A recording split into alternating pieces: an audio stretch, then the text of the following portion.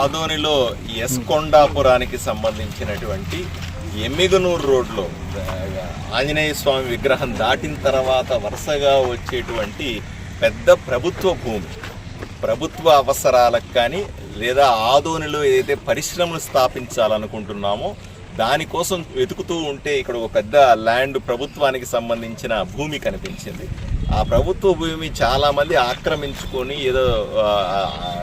ఏదో పత్రాలు ఉంటాయి ఎవరో ఒకరి దగ్గర, ఏదో చిన్న పేపరో ఏదో పెట్టుకొని రిజిస్ట్రేషన్ అయ్యింది అది అని చెప్పుకుంటూ అందరూ కూడా కంచెలు వేసుకొని ఉన్నారు. కొంతమంది కాంపౌండ్ వాళ్ళు వేసుకున్నారు. ఇవన్నీ కూడా ప్రభుత్వం. ఇక్కడ ఇటుకల బట్టి ఉంది.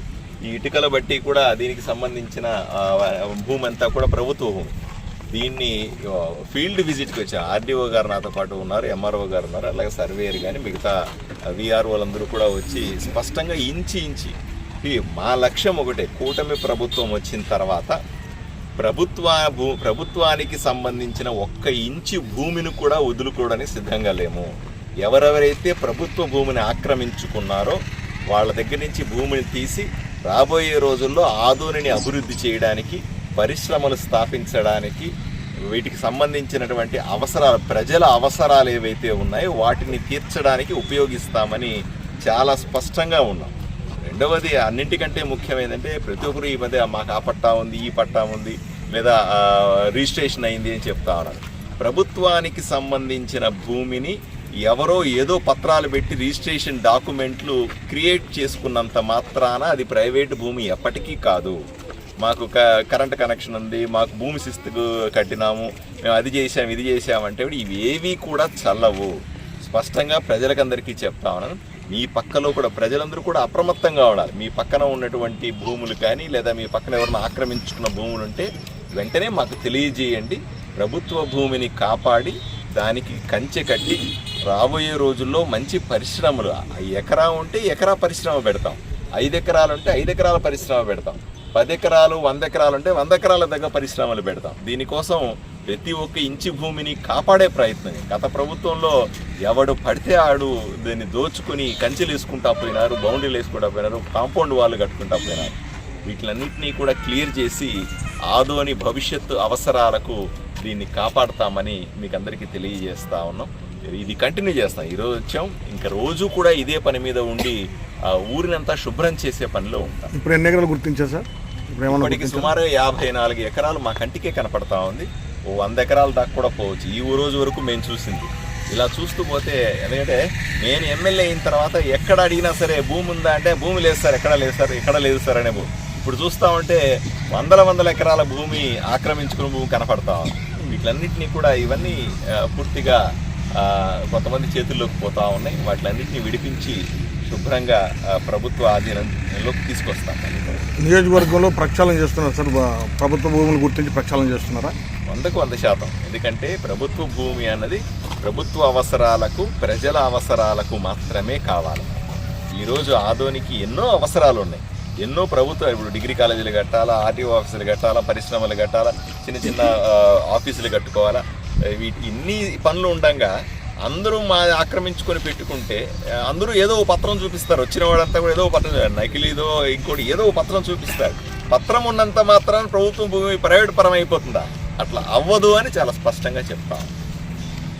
నేను ఎమ్మెల్యే గారితో కలిసి తహసీల్దార్ గారు, సర్వేయర్ గారు, సంబంధిత రెవెన్యూ సిబ్బందితో కలిసి ఆదోని నుండి ఎమ్మిగనూరు వెళ్ళే హైవేకి 2 వైపులా ఉన్నటువంటి ప్రభుత్వ భూముల్ని పరిశీలించడం జరిగింది. ఈ భూముల్లో చాలా వరకు ఆక్రమణలో ఉన్నాయి. కొంతమంది గోడలు కూడా కట్టుకొని ఉన్నారు. అయితే సంబంధిత వ్యక్తులకు సాధ్యమైనంత వరకు ఫోన్లు కూడా చేసి వాళ్ళ దగ్గర ఉన్నటువంటి పత్రాలు తీసుకొని రేపు తహసీల్దార్ గారి కార్యాలయంలో ఇవ్వవలసిందిగా కోరాము. తహసీల్దార్ గారికి కూడా స్పష్టమైనటువంటి ఆదేశాలు ఇస్తున్నాము. ఉన్నటువంటి రికార్డులు పరిశీలించి దాని ప్రకారం ఒక నిర్ణయం తీసుకోవడం జరుగుతుంది. ముఖ్యంగా మన దగ్గర ఉన్నటువంటి రికార్డుల్లో ఉన్న లోటుపాట్లు అయితేనేమి, అట్లాగే వేరే వాళ్ళకి ఇచ్చినా కూడా వాళ్ళ దగ్గర నుంచి కొనుగోలు చేయడము, మరి వ్యవసాయానికి భూమి ఇచ్చినప్పుడు వ్యవసాయేతర వినియోగానికి పెట్టడము, ఇటువంటి ఇర్రెగ్యులారిటీస్ కూడా గుర్తించడం జరిగింది.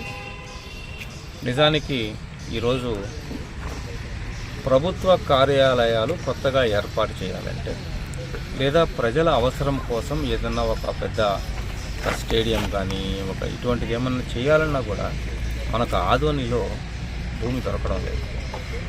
ఒక సెంటు కూడా మనకు కొన్ని ప్రాంతాల్లో దొరకడం లేదు. దీనంతటికీ కారణం ఏమిటంటే, ప్రభుత్వ భూముల్లో గతంలో ఇచ్చినటువంటి వాటిపైన మనం నిఘా పెట్టకపోవడం, రెండవది చేతులు మారుతున్నా కూడా మనం తగినటువంటి చర్యలు సకాలంలో తీసుకోకపోవడం. సో వీటి మీద ఇప్పుడు దృష్టి పెడుతున్నాము. ఈ స్పెషల్ డ్రైవ్ అనేది ఇలాగే కొనసాగుతుంది.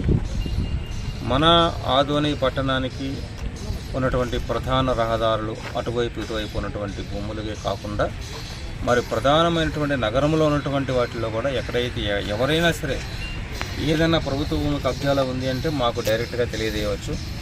దాని మీద ఇమీడియట్లీ యాక్షన్ తీసుకోవడం అనేది జరుగుతుంది.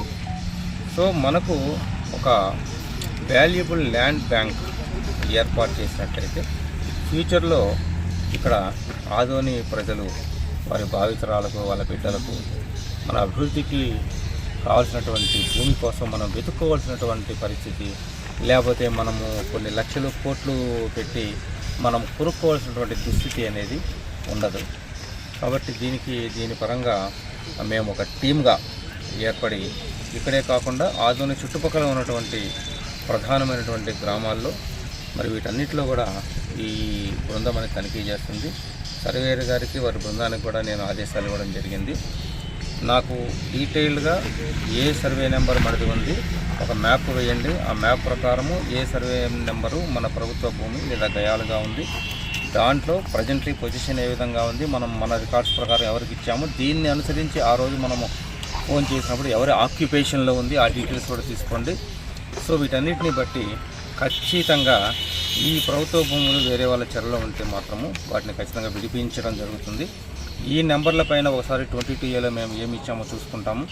దాని ప్రకారం రిజిస్ట్రార్ గారికి కూడా ఆదేశాలు పంపడం జరుగుతుంది.